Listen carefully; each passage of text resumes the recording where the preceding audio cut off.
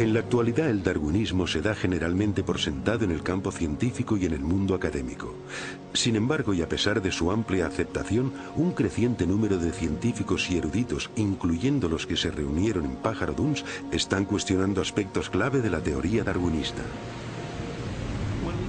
Cuando nos reunimos en Pájaro Duns, desde luego no estábamos de acuerdo en todo, pero compartíamos una verdadera insatisfacción con el mecanismo de la selección natural y con el papel que se le daba en las explicaciones biológicas. La selección natural es un proceso real y funciona para explicar ciertas clases limitadas de variación, los cambios a pequeña escala. De hecho, tenemos muchos ejemplos de esto. Para lo que no funciona bien es para explicar lo que Darwin creía que podría explicar, la verdadera complejidad de la vida. Tenemos un pico de pinzón y luego tenemos el pinzón mismo. Un pequeño cambio en la estructura del pico frente al origen del organismo como tal. Son fenómenos de escala diferente. Son problemas de clase diferente.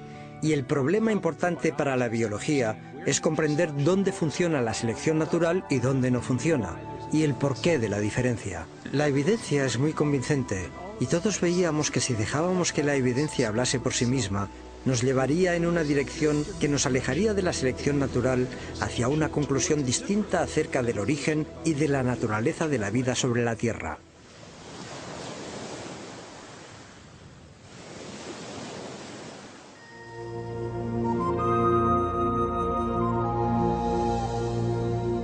La selección natural actúa solo aprovechando pequeñas variaciones sucesivas.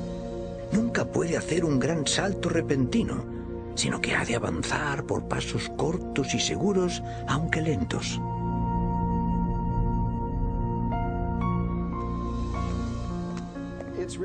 Es realmente interesante observar que cuanto más sabemos acerca de la vida y de la biología, tantos más problemas tiene el darwinismo y tanto más evidente se hace el designio. Desde 1988, el Dr. Michael Behe ha investigado sistemas biológicos complejos que parecen desafiar la explicación de la selección natural.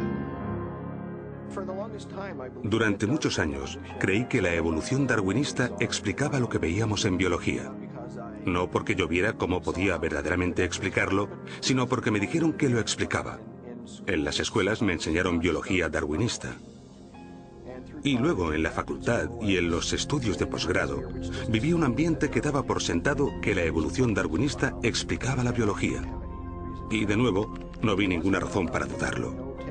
No fue sino hasta hace unos 10 años que leí un libro llamado Evolución, una teoría en crisis, de un genetista australiano llamado Michael Denton, donde exponía una gran cantidad de argumentos científicos contra la teoría darwinista que yo nunca había oído antes. Y los argumentos parecían bastante convincentes. En ese momento comencé a sentirme molesto porque pensaba que me habían estado guiando por un camino de rosas.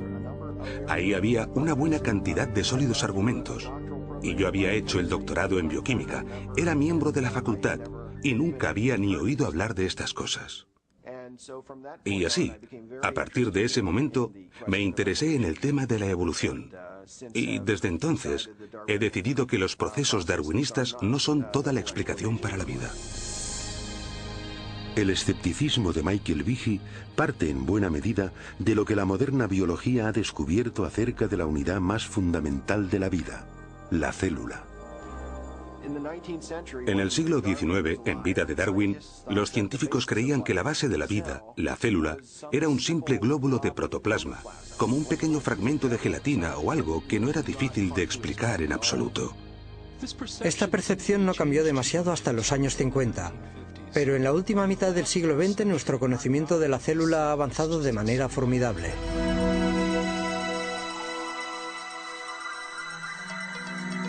En la actualidad los potentes instrumentales revelan unos complejos mundos microscópicos, mundos tan diminutos que solo un dedal lleno de un cultivo líquido puede contener más de 4.000 millones de bacterias unicelulares.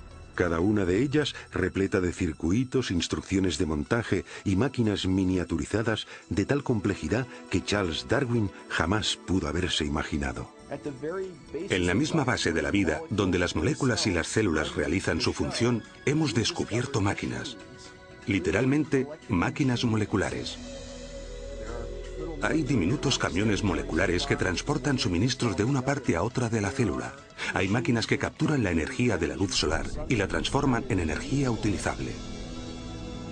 Hay tantas máquinas moleculares en el cuerpo humano como funciones realiza.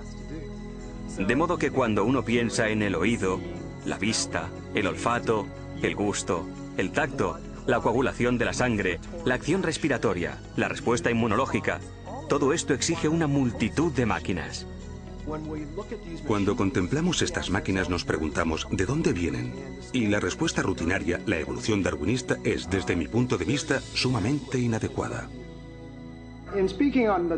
A principios de los 90, en una serie de conferencias científicas, Behe comenzó a compartir sus dudas acerca de la capacidad de la selección natural para construir máquinas moleculares complejas. Una de las máquinas en particular indujo a Behe a la duda. Recuerdo la primera vez que miré un libro de texto de bioquímica y vi un dibujo de algo que se llamaba el flagelo bacteriano, con todas sus piezas en toda su gloria. Tenía una región de propulsión y codo, el eje rotor y el motor. Y contemplé aquello y me dije, esto es un motor fuera borda. Esto ha sido diseñado, no hay montaje de piezas al azar. La reacción de Behe no fue sorprendente, porque cada uno de los motores moleculares que impulsan a las bacterias en el seno de un líquido depende de un sistema de piezas mecánicas intrincadamente dispuestas. Estas piezas aparecen claras cuando se amplían porciones de una célula 50.000 veces. Los bioquímicos han empleado micrografías electrónicas como esta para identificar las piezas y la estructura tridimensional del motor del flagelo.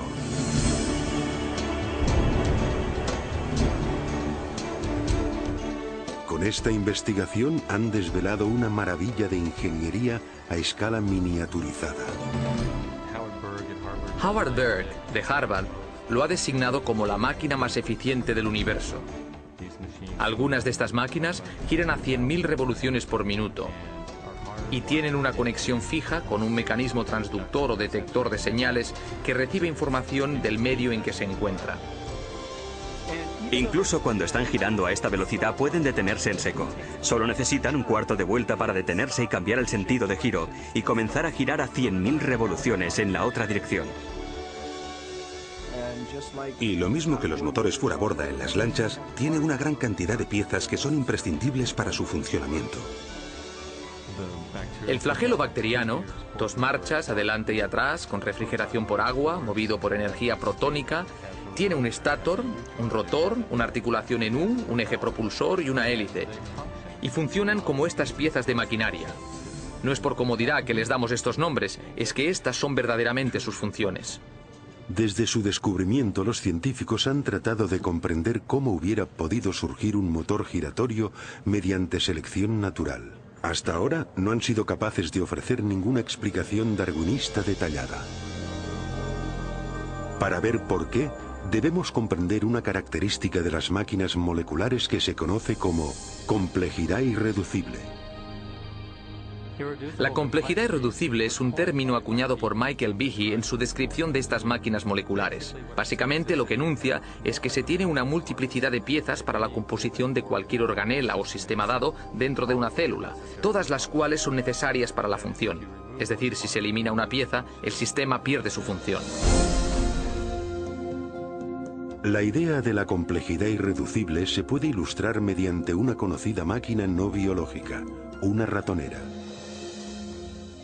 La ratonera está compuesta de 5 piezas fundamentales: un gatillo en el que se pone el cebo, un muelle potente, una delgada varilla doblada conocida como martillo, una barra retenedora para asegurar el martillo en su lugar y una base sobre la que se monta todo el sistema. Si falta cualquiera de estas piezas o es defectuosa, el mecanismo no funcionará.